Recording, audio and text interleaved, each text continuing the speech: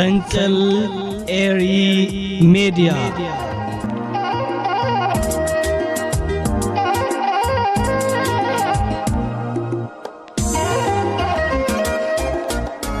ሰላም ተኸታተልቲ መደባት ፈንቅል ኤሪ ሚዲያ ከመይተምሴው ንሎም ሶኒ ክልተ ለካቲት በቃላይ ትሕዝተ መደባት ቀሪበ ለኹ ንመከታልኩም ብኽብሪ ይዕድም ሰናይ መከታል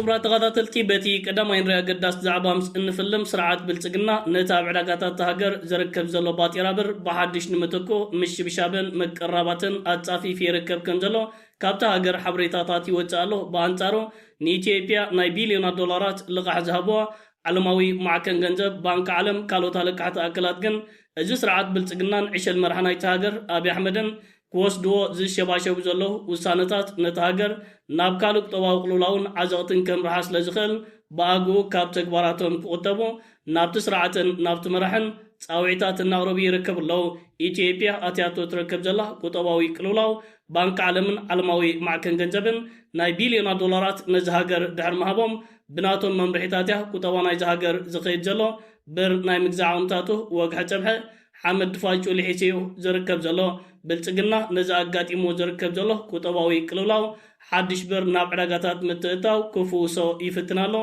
على حتى أكلاتن كالوت مسكو طبعا يتهاجر كربت زلو مغناتكن ازو قداي ممليسو نتهاجر ناب كالا حدقاتات كست ما كم زخليهم بخمز عينت من قدي متنكتا زهو زلو عقل زتا بسرعات بلتقنا أبنى عقل تبت سقومتات تتسميدي ركاب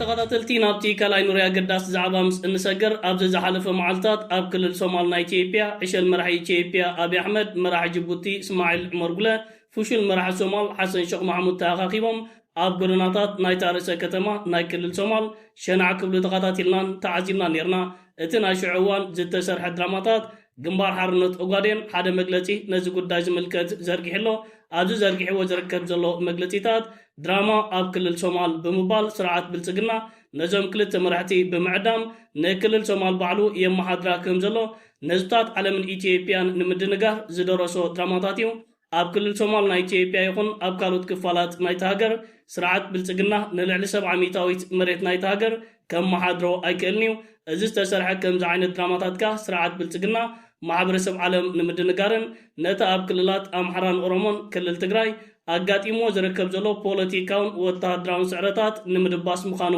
ድሕሪ ምሕባር ብልጽግና ብከምዚ ዓይነት መንገዲ ንህዝብታት ኢትዮጵያን ዓለምን ከደናገር ኣይክእልኒዩ ኣብ ሓፂር እዋናትካ ካብ ስልጣኑ ክእለ ክብል እዩ ግንባር ሓርነት ኦጋዴን ብከምዚ ዓይነት መንገዲ ነቲ ድራማ ናይ ክልል ሶማል ምላሽ ይብሉ ዝርከብ ዘሎ እዞም ሰለስተ መራሕቲ ኣብ ክልል ሶማል ምስተኣኻኸቡ عشان مرحي إثيوبيا أبي أحمد نتاب زواكرنا أفريقيان مايات كيع بحرن تغسيتو زركب زلو حدش كنتات كنزتين أخبن مسحا وزقنا حاجر مجلتي هيبو مبارو تذكر كوينو ازوم سلسة مرحتكن هاگرم كوكوتا تورو زيكالو بدرجة كرنا أفريقيا كابتون بفشلت أب كنمي جسرعو مرحتيهم يروم جنبار حرنوت أقادين هيبو زركب زلو كنز عينت مجلتيتات بسفح نمحبراو مراقبيتات يعلق لقوي ركاب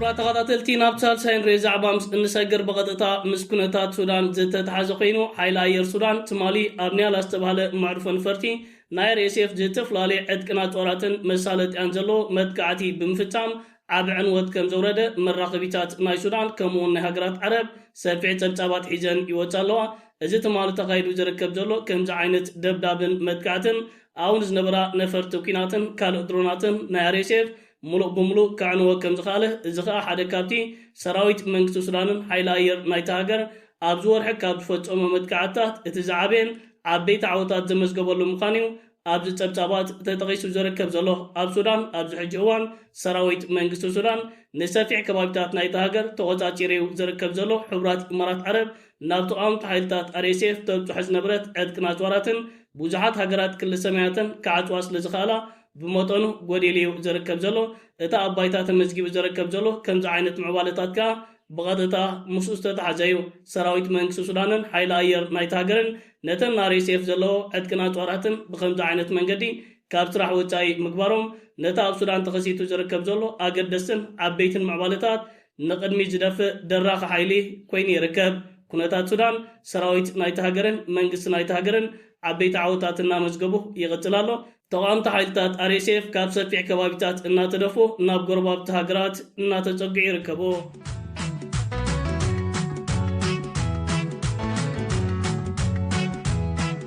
ክቡራት ተኸታተልቲ ናብ ራብዓይ ኑሬ ዛዕባ ምስ እንሰገር ምዕራባውያን ሃገራት ዜጋታትን ናብ ኢትዮጵያ ከይገሹ መጠንቀቕታ እናሃባ ይርከብ ኣለዋ። ስርዓት ብልጽግና ዝመርሓ ኢትዮጵያ ካብ ግዜ ናብ ግዜ ሲኦልን ዓውደ ኩናትን ተቐይራ ትርከብ። ከምዚ ኣብ ካርታ ንከታተሎን ንዕዘቦን ዘለና እዚ ብቀይሕ ተመልኪቱ ዝርከብ ዘሎ ዝለዓለ ሓደጋታት ዘለዎ ክኸውን እንከሎ እቲ ብኣራንሾኒ ተመልኪቱ ዝርከብ ዘለውን ተመሳሳሊ ሓደጋታት ዘለዎ ዜጋታት ናይዘን ሃገራት ከዓ ናብዚ ክፋላት ናይ ኢትዮጵያ ከይገሽዩ መጠንቀቕታ ተዋሂቦም ዝርከብ ዘሎ ቦርድ ምርጫ ኢትዮጵያ ኣብቲ ሃገር ምርጫ ክካየድ እንተዳ ኮይኑ እቲ ዝለዓለ ሓደጋታት ዝበሎ ኣብቲ ሃገር ዘሎ ጸጥታዊ ኩነታት እዩ ሓደ መድረኽ ከኣትማሊ ኣሳሊጡ ነይሩ። ኣብዚ ዝተኻየደ መድረኽ ሓላፊት ቦርድ ምርጫ ኢትዮጵያ ሂባቶ ትርከብ ዘላ መደረ ንብዙሓት ሰባት ኣገራሚ ኮይኑ ይርከብ ኣሎ።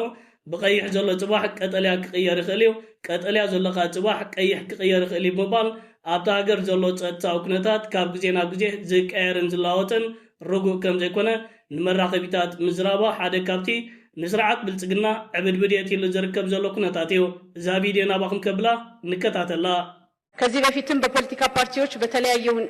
አጀንዳ ስንወያይ ሲነሱ የነበሩት የጸጥታ ሁኔታ አስቻይ ነው አይደለም የሚለውን ለማየት እንዲህ አይነት መገናኘት እንዲህ አይነት መድረክ ማዘጋጀት አስፈላጊ ስለሆነ ቦርዱ በገባው ቃል መሰረት ዛሬ ይሄንን መድረክ አዘጋጅቷል። እንግዲህ ይሄንን መድረክ ለማዘጋጀት የተለያዩ ስራዎች ተሰርተዋል። የመጀመሪያው ስራ ምንድነው? ከክልል መንግስታት በየቦታው መሬት ላይ ያለው የጸጥታ ሁኔታ ምን ይመስላል የሚለውን በአረንጓዴ፣ በቢጫ፣ በቀይ ተመድቦ እንዲላክልን አድርገናል። በመቀጠልም ከጸጥታ አካላት ተመሳሳይ መረጃ ጠይቀናል። ስለዚህ ሁለቱ አካላት የጸጥታ አካላትና የክልል መስተዳድሮች አንድ ላይ ሆነው ኢንቴግሬት አድርገው ተናበው ዛሬ ለምንወያይበት የዚህ የጸጥታ አሴስመንት ዝግጁ አድርገውልናል። እንግዲህ በዚህ ውይይት ሁላችንም በንቃት ተሳትፈን ባሉት በሚቀርቡልን ፕሮግራሞች መሰረት ግባቶቻችንን እየሰጠን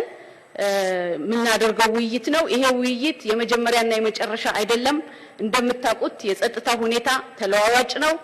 ዛሬ ቀይ የነበረው ነገ አረንጓዴ ሊሆን ይችላል። ቢጫ የነበረው ወደ አረንጓዴ ወደ ቢጫ ሊሄድ ይችላል። አረንጓዴ የነበረው ወደ ቀይ ሊሄድ ይችላል። ስለዚህ ዛሬ ጀመር ነው እንጂ ዛሬ አንጨርሰውም። በተከታታይ እየተገናኘን እየተወያየን ሁላችንም ሰባተኛው አገራዊ ምርጫ ነፃ፣ ፍትሃዊ፣ ገለልተኛ የተሳካ አገራችንን ኢትዮጵያ ወደፊት የሚያስቀጥል ምርጫ እንዲሆን የሁላችንም ኃላፊነት ግዴታም ጭምር ነው። ለዚህ ምርጫ መሳካት እዚህ ያላችሁ ባለድርሻ አካላት ዋነኞቹ ናቸው። ምርጫ ቦርድ አስፈጻሚ ነው። ለዚህ ስራ ዋናና ዋና ተመልካቾች ብቻ ሳይሆኑ ተሳታፊዎች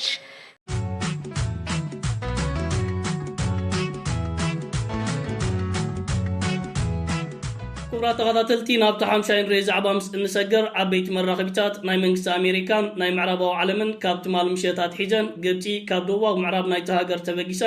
ኣብ ልዕሊ ተቃዋምቲ ሓይልታት RSF ናይ ነፈርቲ ኩናትን ድሮንን መጥቃዕቲ ትፍጽማላ ዝብል ናይ ሳትላይት ዝረኸቦ ሓበሬታ ንማሕበራዊ መራኸቢታት የዕለቕሊቐነኦ ይርከብ ኣለዋ። ብመሰረት እዘን መራኸቢታት እዚ ኣብ ደቡባዊ ምዕራብ ናይ ግብፂ ተደኪኑ ዝርከብ ዘሎ ወተሃደራዊ ማዕስከር ናይ ግብፂ ነፈርቲ ኩናትን ናይ ቱርክ ድሮናትን ካብኡ ተበጊሰን ኣብ ልዕሊ ተቃዋምቲ ሓይልታት RSF ብፍላይ ከዓ ብወገን ሊብያ ኣቢሉ ነዞም ዕጡቓት ሓይልታት ኣብ ዝኣቱ ዕጥቅና ጮራትን መጥቃዕቲ ክፍጸም ከም ዝጸንሐዮም ጸብጻባት ዘርጊሖም ዝርከብ ዘለዉ መንግስቲ ግብፂ ከምኡውን መንግስቲ ቱርኪ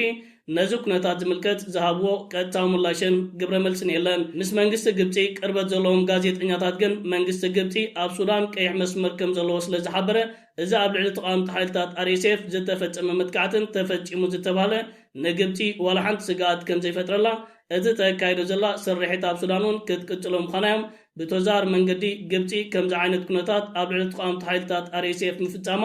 ስኽፍ ከም ዘይብላን ስጋኣት ከም ዘይፈጥረላን ምላሽ ሂቦም ዝርከብ ዘለው ሓምዳን ደጋሎ ኣብ ሓደ እዋን ካብ ጎረባብቲ ሃገራት ተበጊሰን ኣብ ልዕልና መጥቃዕቲ ዝፍጽማ ነፈርቲ ኩናትን ድሮናትን ንጎረባብቲ ሃገራትን ማዕሩፈ ነፈርትን ዕላማታት ክንገብሮ ኢና ክብል ክፍክር ተሰሚዑ ነይሩ እዚ ሕጂ ግብፂ ኣካይዳቶ ትበሃል ዘላ ከምዚ ዓይነት ወተሃደራዊ ስርሒታት ሓምዳን ደጋሎ ደፊሮ ንግብፂ ከጥቅዕድዩ ሓቢርና ክንከታተሎን ክንዕዘቦን ኢና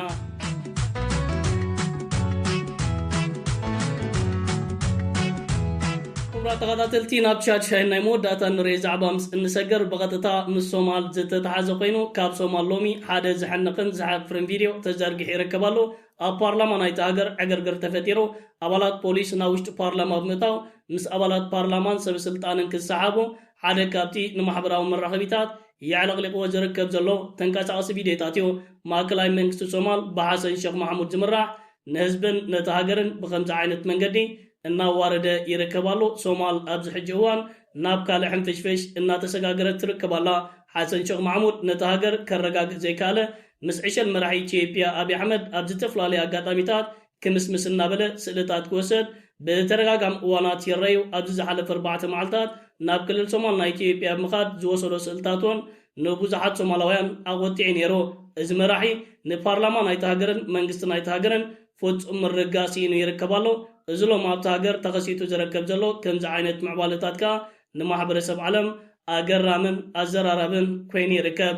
መንግስቲ ከም መንግስቲ ሃገር ከም ሃገር ናብ ውድቀት ተምርሕ እንተዳሃልያ ብከምዚ ዓይነት መንገዲያ መፃወቲ ማሕበረሰብ ዓለም ብምዃን ህዝብኻ እናተላገፀላ ዕርበታ ዝቀላጠፍ ክቡራት ተኸታተልቲ ፈንቅል ኤሪ ሜድያ ንሎም ኣዳልዩ ዝነበርኩ ካልኣይ ትሕዝቶ መደባት እዚ ክትከታተልዎ ፀናሕኩም እዩ ዝመስል ነይሩ ጽባሕ በካል መደባት ክሳብ እንራኸብ ሰላም ወሰናይ ኣብ ዘለኹሞ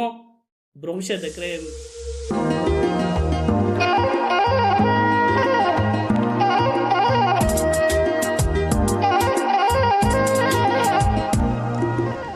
ፈንቅል